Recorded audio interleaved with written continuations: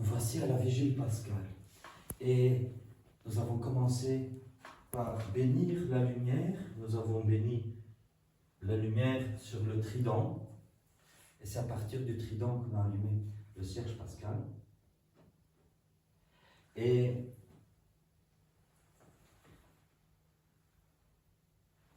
ici, nous avons préparé l'eau. Nous allons bénir l'eau tantôt. Et nous voici après la première lecture de la Genèse. C'est le tout début de la Bible. Le tout début de la Bible hébraïque. Bereshit, bara, Elohim. Au commencement, créa Dieu. Dieu créa le ciel et la terre. Pourquoi est-ce que nous lisons la Genèse dans la vigile pascale? Parce que Pâques, c'est la fête des fêtes. Et que l'histoire du salut, parce que c'est ça, c'est l'histoire du salut. L'histoire du salut commence déjà avec la création. Dieu, qui est au-delà de l'espace-temps, est là pour l'éternité.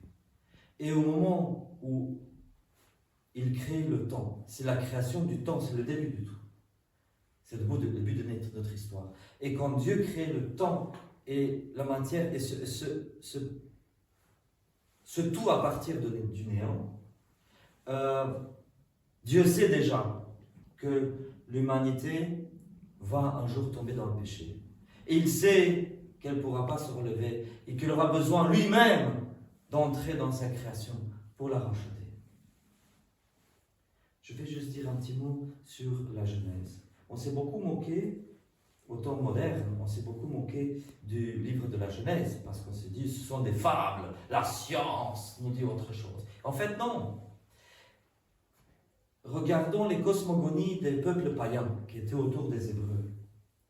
Tous les peuples païens croyaient que le monde était éternel, que le monde n'avait jamais été créé, et que le monde existerait pour toujours. C'est l'intuition de l'humain, parce que quand nous naissons, nous voyons que le monde est là. Puis quand nous mourons, nous savons qu'il va continuer après nous. Ça, c'est l'intuition de l'humain primitif.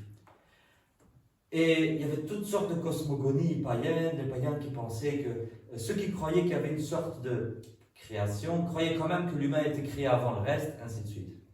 Or, ce que nous lisons dans le livre de la Genèse, d'abord que Dieu a créé le ciel et la terre, c'est-à-dire les êtres invisibles qui sont les anges, et puis il crée le monde visible. Et puis, ça commence au jour premier avec la lumière. Et Dieu a créé la lumière. Et en fait, la science nous dit qu'après le Big Bang, après seulement quelques 300 000 ans, ce qui est rien, après seulement 350 000 ans, la lumière est apparue.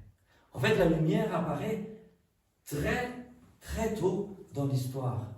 Il faudra attendre des milliards et des milliards et des milliards d'années pour que les autres choses soient créées. Mais la lumière est là au commencement après seulement 350 000 ans.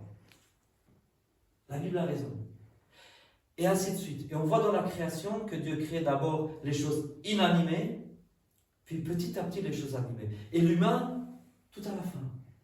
C'est contraire à toute intuition, c'est contraire à toutes les cosmogonies païennes. Ce qui nous montre que l'inspiration de Dieu était là. Ce petit peuple de rien du tout, qui existait dans l'Antiquité, le peuple hébreu, et voilà qu'il y a une révélation. Il y a les religions, ça veut dire quoi? Que l'humain essaie de se relier à Dieu. C'est l'humain qui prend l'initiative de se relier à quelque chose. Ça sont les religions. Nous sommes dans la révélation. C'est Dieu qui prend l'initiative de se révéler à l'humain. Et nous sommes dans la révélation. Voilà. Je fais une pause et on continue avec la lecture de l'Ancien Testament. Alors, ici nous venons de lire le récit de l'Exode. Qui sait me dire un peu qu'est-ce que c'était que l'Exode? Parce que la fête de la Pâque, c'est l'Exode. Qui sait me dire un peu, me parler de l'Exode? C'est un passage. Un passage. La Pâque signifie passage. Et l'Exode, c'était quoi? Un exil. Non. C'est parti. C'est partir, exactement. Les Hébreux qui sont sortis d'Égypte. C'est les Hébreux qui sont sortis d'Égypte. Donc la fête de la Pâque, c'est au début la fête du printemps. Vous savez que pour tous les peuples, sauf les Celtes, nos ancêtres les Celtes, à part pour les Celtes, pour tous les peuples, l'année commence quand? Au printemps, exactement. Parce que l'hiver est vu comme une sorte de mort, un temps mort. Il n'y a plus de feuilles sur les arbres, il n'y a plus de fruits dans les arbres. Il n'y a plus que le froid et la neige. Et puis, c'est le printemps que tout renaît. Donc du coup, c'est le printemps qui est le début de l'année pour... Je parle des peuples, il y a des saisons, parce que par exemple, à l'équateur, il n'y a pas de saison. Donc là, peu importe où commence l'année, mais dans les régions où il y a des saisons, l'année commence au printemps. Et c'était pareil pour l'hébreu. Donc le mot Pessah, d'où vient notre mot Pâques, Pessah signifie passage. Mais le premier sens du mot, c'était le passage de l'hiver vers le printemps, le passage de l'année ancienne vers l'année nouvelle. Et donc, pour marquer ce passage, qu'est-ce qu'on utilisait entre autres, qui sait me dire? À la place du vieux levain. Du nouveau levain. Non. Parce que pour faire du nouveau levain, il te faut du temps. Tu ne sais pas le faire en un instant, le nouveau levain. À la place du vieux levain, qu'est-ce qu'il y avait? Les painzimes. Le pain azime, je l'ai dit hier soir. On oublie. Le pain azime, effectivement. Et donc, il y avait une fête du printemps. Mais alors, qu'est-ce qui se passe? Les Hébreux sont en Égypte. Hein. En tant que peuple, on peut dire même qu'ils sont constitués en Égypte. Puisque, à la base, Israël, c'était une personne, un homme. Hein, Jacob, dont le nom a été changé en Israël, c'était un seul. Et lui, il a eu combien de fils? 12.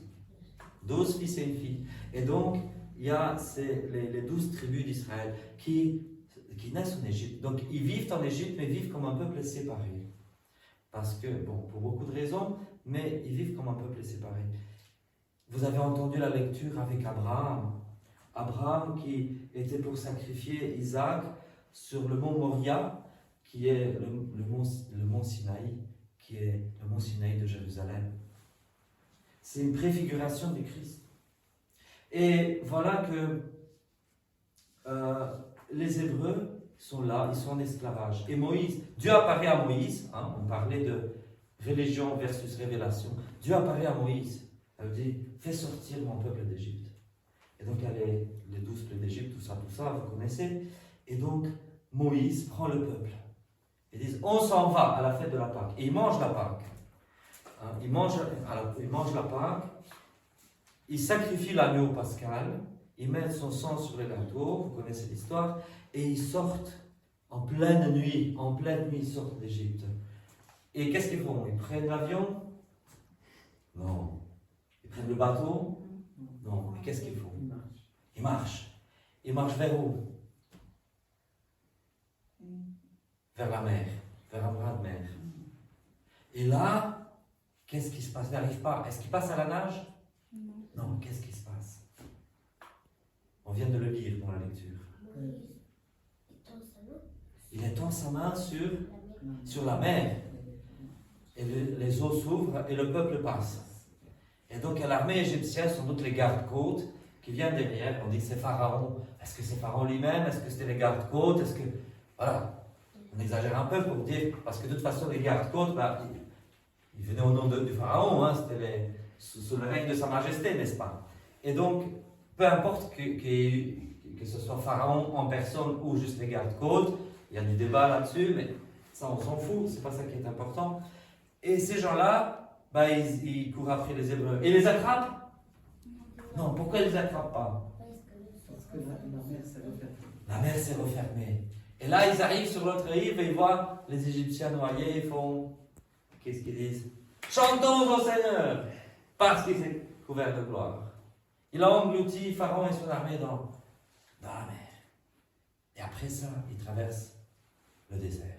Et ils vont vers la terre promise. Voilà. Et donc, le second sens de la Pâque, donc le premier sens, c'était fête du printemps. Mais là, ça prend une nouvelle signification. C'est la fête de la sortie d'Égypte. Et nous, plus tard, puisque nous sommes les descendants spirituels de de ce peuple qui est sorti d'Égypte. Jésus-Christ, il est hébreu de chez les Hébreux, il est de la semence de David, il est de la semence de Judas, hein, l'un des 12 frères. Et voilà que il y a presque une nouvelle signification. Donc la Pâque, c'est comme un gâteau, il y a couche sur couche, toujours une nouvelle signification, nouvelle, et puis il y a le glaçage par-dessus. Donc voilà.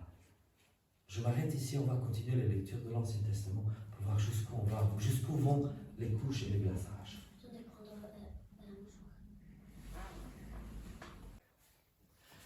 Le Christ est ressuscité. Il est vraiment ressuscité. Voilà, je vous félicite parce que vous avez résisté, vous avez survécu aux 12 lectures de l'Ancien Testament, plus l'épître que nous a lu Angélique, plus l'Évangile, 14 lectures en tout. Vous avez survécu, je vous félicite. Il n'y a pas grand-chose à dire. La joie de la résurrection. On pense souvent que Pâques est la fête la plus grande, mais non, c'est la Pâques. On pense que c'est Noël. Les gens pensent en général que c'est Noël. Mais c'est Pâques qui est la fête la plus grande. Parce que naître n'est pas un miracle. Si c'est un grand miracle, le fait de venir à la vie. La conception, c'est un grand miracle. La naissance, un peu moins. C'est surtout douloureux, mais ce n'est pas un grand miracle. Par contre, ressusciter, ça c'est un miracle. Ça c'est un miracle. Et voilà. Oui, naître, c'est douloureux, c'est aussi une grande joie parce que l'enfant vient enfin dans le monde. Mais ce n'est pas un miracle en tant que tel. La conception, elle, c'est un miracle. 2 cellules, bam, et c'est un nouvel être humain qui vient à l'existence. Mais la résurrection, ça, c'est quelque chose. Parce que ça, c'est quelque chose qui est mort et qui revient à la vie et d'une façon totalement différente.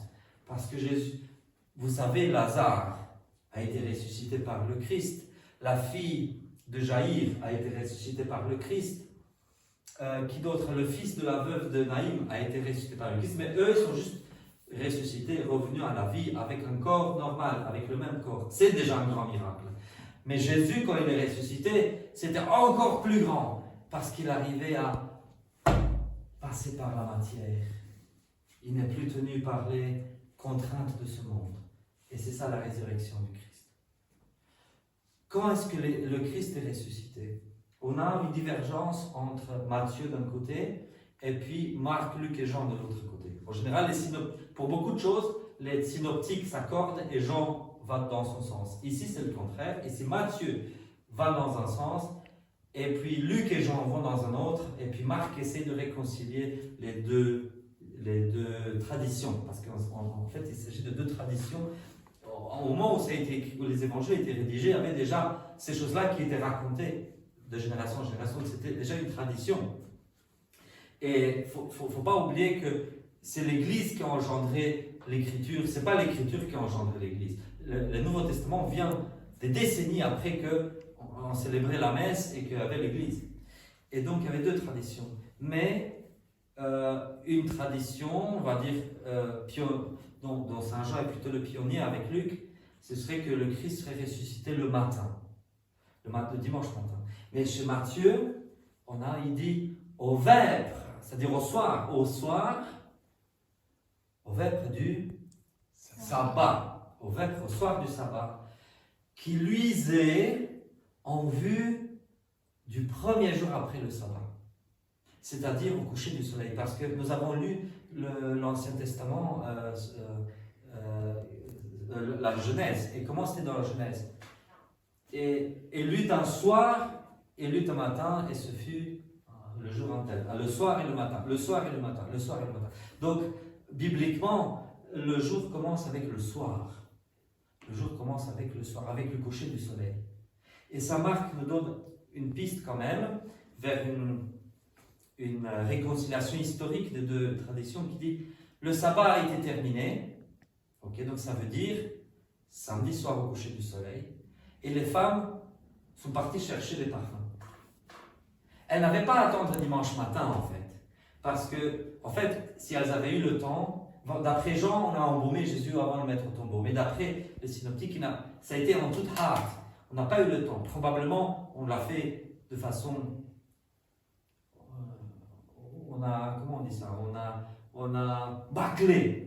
bâclé les onctions des morts. On a bâclé, donc il fallait revenir au tombeau. Et les femmes n'ont pas attendu jusque dimanche matin. Parce que la raison pour laquelle elles ont bâclé ça, c'est parce que le sabbat commençait. Et du coup, pendant le sabbat, elles ne pouvaient pas travailler. Donc il a fallu enterrer Jésus d'abord, et puis attendre que le sabbat soit terminé, se reposer selon la loi, et dès que le soleil couchait, bam, on s'en va, on prend les aromates et on va au tombeau pour achever ce qu'on n'a pas réussi à faire hier soir, il y a 24 heures. C'est pour ça qu'elles vont au tombeau. C'est pas parce que, bon, Jésus il est mort, ah ben je m'emmerde, qu'est-ce que je vais faire? Je vais aller au tombeau. Hein. Non, c'est pas comme ça. Elles sont allées au tombeau pour embaumer Jésus. Donc l'idée c'était d'enlever la pierre du tombeau et mettre les parfums comme la tradition le voulait, comme la coutume le voulait. Et donc du coup, elles vont au tombeau déjà samedi soir. Elles prennent les aromates et il faut y aller. Parce que normalement, les corps, ça pourrit, donc il faut en faire au plus vite. Pas attendre dimanche matin. Et donc, c'est ce spectacle de la résurrection. Tout ça se passe entre le coucher du soleil et le lever du soleil. Tout ça se passe pendant la nuit. Il y a une autre tradition apocryphe qui veut trouver une heure précise et qui dit que le Christ est ressuscité à la 2e heure de la nuit, c'est-à-dire 8 heures du soir. Mais je dis, c'est un truc apocryphe du 2e siècle, mais c'est encore quelqu'un qui veut réconcilier ces choses-là. Donc voilà, le Christ ressuscite entre le coucher du soleil et le lever du soleil. Entre les deux vêpres, comme dit la Bible par rapport à l'agneau pascal. Vous le mangerez entre les deux vêpres. Entre le coucher du soleil et entre le crépuscule et l'aube du matin. Entre les deux vêpres. Et donc Jésus ressuscite entre les deux vêpres parce que c'est lui l'agneau pascal. Je ne vais pas m'attarder, je vous dis joyeuse Pâques. Joyeuse Pâques. Oui.